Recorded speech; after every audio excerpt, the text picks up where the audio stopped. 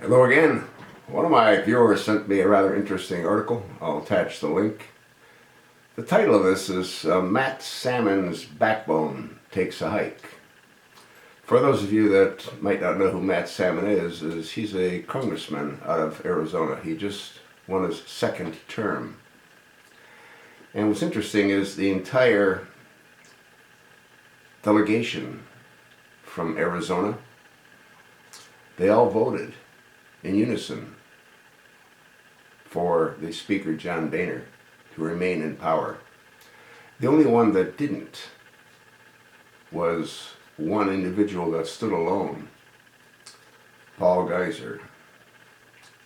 Paul Geyser is going to be chastised, I'm certain, for his commitment in honoring his oath.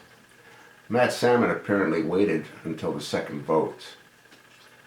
And what it says here, finally, we'll be remiss if we didn't hand Matt Salmon a Profile and Courage Award for waiting until the second time through the roll call to finally vote for Boehner as Speaker. Once it was clear he had the votes, the people of Arizona haven't seen such bravery since Pat Tillman. So what Salmon did was he waited to see which way the tide was going. And then when he realized it was going in a certain direction, he too jumped on to take advantage in showing solidarity and loyalty to Speaker John Boehner, irrespective of the outcome for the American people, by allowing John Boehner to remain in power. Now, what I recall is we were one vote shy.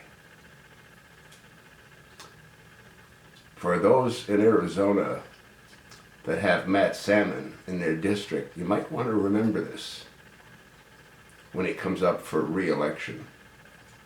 Sadly, most Americans seem to have a short memory. Have we ever heard the outcome of Boy Bergdahl? We were told we would. Don't you think we should know the deal that the chosen one cut? Speaking of the chosen one, I wonder how many more terrorists he's going to release from Guantanamo to go back to the battlefield. See, these folks that have spent years in the Cuban prison, Guantanamo, are revered as heroes to the Islamists.